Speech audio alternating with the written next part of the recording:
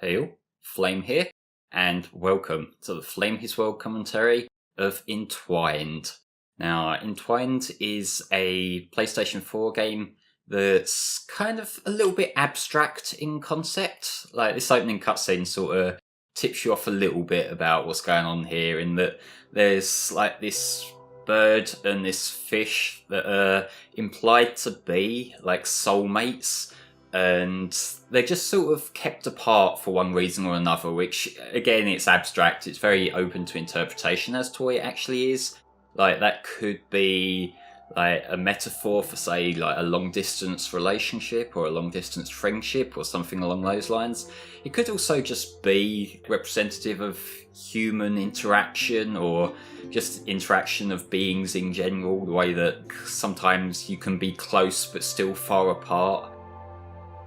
And it's essentially the message that the game's trying to communicate is that basically what I've just said, of like they can be distant and together, or they can be like that desire for togetherness that just isn't there.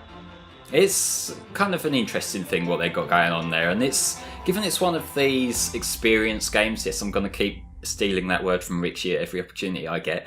Given it is a game like that, you can kind of interpret that however you choose, and that's kind of a reason why I like these kind of games. And yeah, I am going to be playing live here, so in some of the later lifetimes this could get a little bit interesting, so if I fuck up then I apologise. I'll try and do my best though, so let's get into this with the first lifetime. So this is the gameplay here, and basically what you do is you use the twin sticks to control both the fish on the left here, the orange, and the bird on the right. I better stop dicking around for a minute and actually hit the thing. And it's basically a pay attention to what's going on screen and get it through the particular, I guess they're holes or portals or whatever, the targets, I suppose. And you want to do that and make sure that you don't go off, like, because if you miss then it does sort of hold you back a bit. This game doesn't actually penalise you that much. Like, there's no game over state or fail state, which I do appreciate, because, you know, game over's failure of the game designer and all that. But in reality, I think this works well for this kind of game, because it's like the sort of thing of you just keep on going, you keep wanting to get that little bit better, you don't want to fail, and that in itself is the motivation to keep trying. Again, that might just be because I'm not very good at things. But yes, this does start off quite easy and gets quite a bit more difficult over time, so like I was saying, I expect the later lifetimes to give me a lot more grief than the earlier ones, which, you know, that's game progression in itself.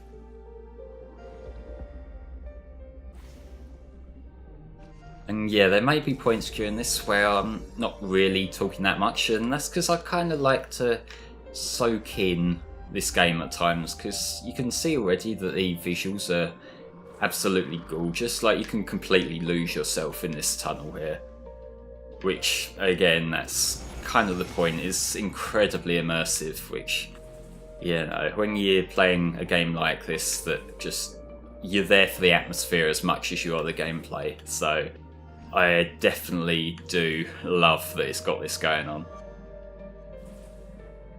And oh, there's my first fuck up of the game. First of many, I am sure. But you can probably notice that the little things at the top, like the little bars at the top, they're slowly but surely getting closer together as I'm picking up more of these things, and as I'm not dicking them up too much. So that's basically my goal, to kind of get them together, and that will be like the solution to the particular lifetime. And that got a little bit tense there. Like, I can get quite tense during this game, and you may pick up on that, but now I'm there, I can do this, and I've got to try and maintain the link, because this is kind of like the critical moment here. If I break the link, then, like I say, I don't fail, but I'd have to start the link again, and that's not what I want to do. I want to try and, you know, pass this and let these two soulmates become entwined, which is what the game's trying to do. And here we go.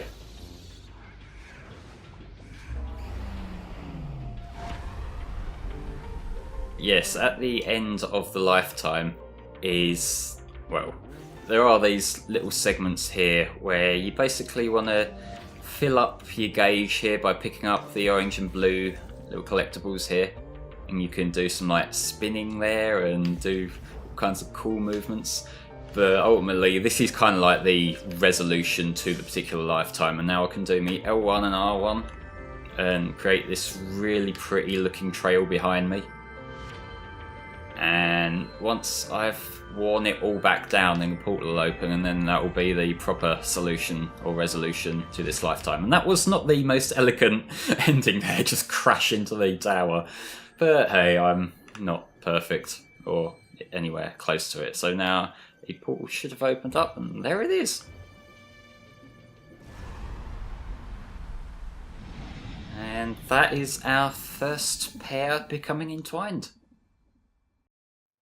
So yeah, what I'll probably do is I'll probably do like 3 lifetimes per part, just so you kind of get a decent amount covered, and this will go up over the next few days so you can experience all the lifetimes of Entwined through this playthrough.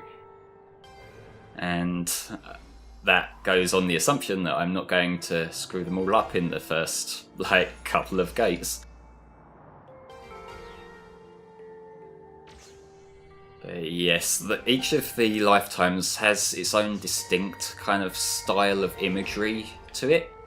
So like this one, it seems like it's using oranges a lot more than the last one did. Like the last one, I can't really remember too much of it because it's like the very basic opening one. But you know, this has got its quite distinct orange theming to it, and you notice that the little gates have their own little styles depending on what lifetime you're in. So this has got like this sort of stripy effect going through it, which is kind of cool, I suppose. This is my favourite part of this particular lifetime, with this going on in the background here, because like if you stare at this for a little while, then it just feels like, I guess, kind of euphoric, the fact that you just got these different square abstract patterns coming towards you at a decent pace. And like it's fast enough that it's impactful on you, but also slow enough that you can kind of have a sort of hypnotic vibe going on. You'll notice I like to use a lot of big artsy terms, but I probably don't know what half of these bleeding words even mean, but you know, I'm a sucker for this kind of stuff, even if I'm not necessarily intelligent enough to understand it. And yeah, artsy, I know some people see that as kind of a negative trait for games, or like a negative way of describing games. I kind of mostly see it as a positive. I stress the mostly because I suppose it's like there has to be the right balance, that if it's not giving you as much in terms of gameplay, then it kind of needs to give you something to replace the gameplay, and some games do that better than others, I should probably say. Although saying that, I am a big fan of things like, say, Dear Esther, Everybody's Gone to the Rapture, them kind of games as well, that are basically universally panned by people who don't get on with the whole artsy genre. So, yeah, you know, maybe I just have a certain taste for this kind of thing.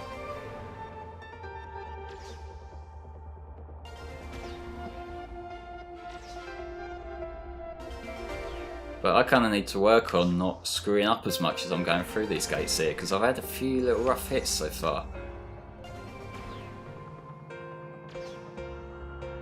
And this is the other thing that I haven't mentioned properly yet, but as well as the visuals looking absolutely gorgeous, just music going on here.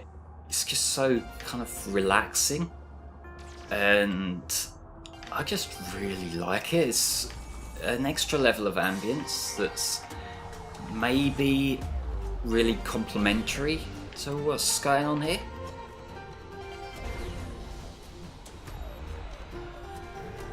Now it's concentration time, because I don't want to lose this link here.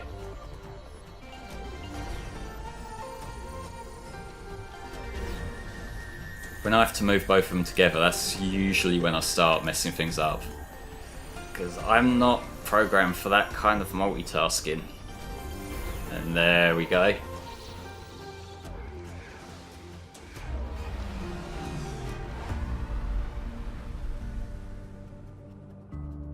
damn, this is so beautiful.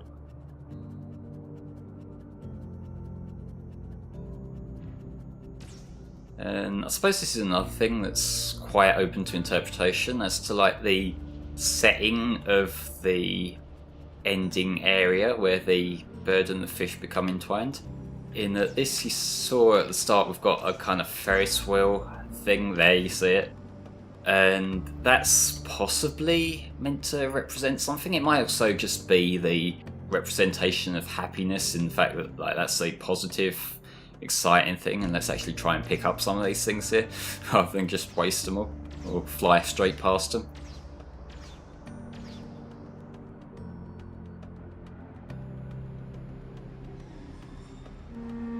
It may mean something like that. It could be like the representation of where they meet. Like if this is meant to be representative of, say, a couple, then it might be that they finally meet up at maybe like a park or something, and there's a Ferris wheel there. That's something that you could read from it. I might just be pulling that out of my ass, maybe, but hey. Let's fly into here.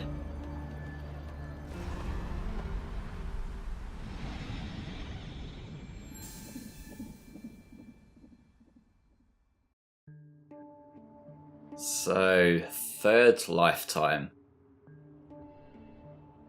Let's see what this has to offer. Oh, this is the kite-shaped one that sort of makes you do the alternate movement. So, like, you have to move up on one stick and down on the other one. So, can you guess what I may have a bit of trouble with? Because I think I can tell.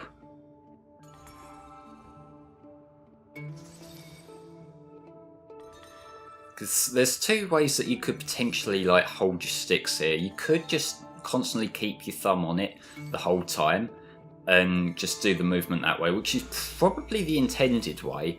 But I have this habit of just letting go of the stick all the time, and that means that it can be kind of harder to get my initial thing lined up when I need to get back through the gate. Because like the control for this is really smooth. Like, there's nothing about it that's ever, like, clunky or anything like that. This is just...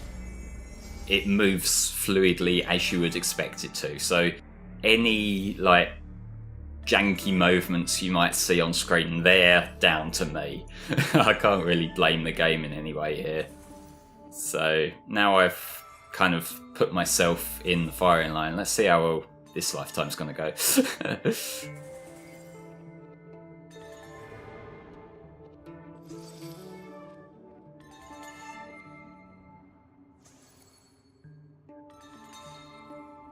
Trying to play it a little bit carefully, because if I move around too much then I sort of lose track of where I am on the pad really, and given I'm trying to do some pretty precise movements in this lifetime because I'm naturally going against myself, like one stick is going the opposite direction to the other, so I don't really want to do stuff, and them layered ones can be kind of tricky to do as well because I'm not the best judge of perspective.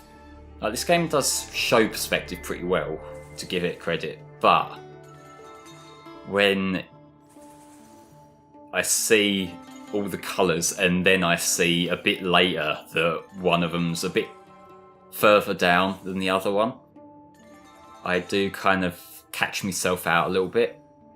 Like, the layering is not something I'm personally that good at reading.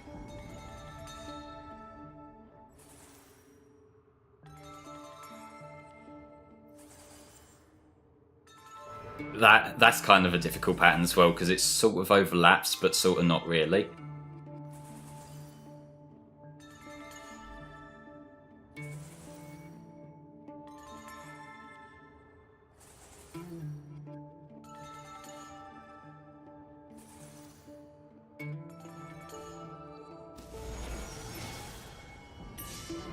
Oh, no, I nearly had a link, but I think I lost it. There we go, let's do the link. And I've got to keep this up now. I can't afford to break the link in the first part. That would be embarrassing.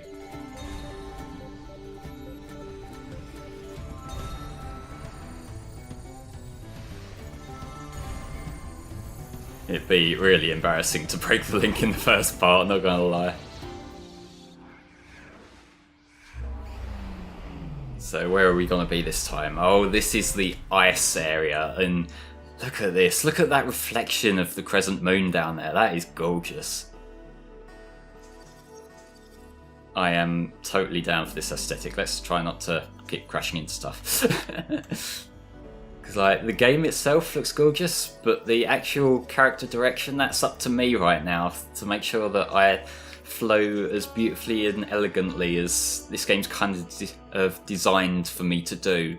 And I don't want to let that down. That's part of the reason when I'm doing post-con runs why I can get a little bit obsessive over the quality of the footage or the quality of my gameplay in it. Because a lot of games are made with a certain aesthetic in mind, and if I break that, it's kind of doing a disservice to the game, really. So that's why I'm trying to be careful here. It's why I try to be careful in games normally. But hey, there we are. We're gonna fly through this portal here, and I will see you in the next part for the 4th, 5th, and 6th lifetimes. See you then.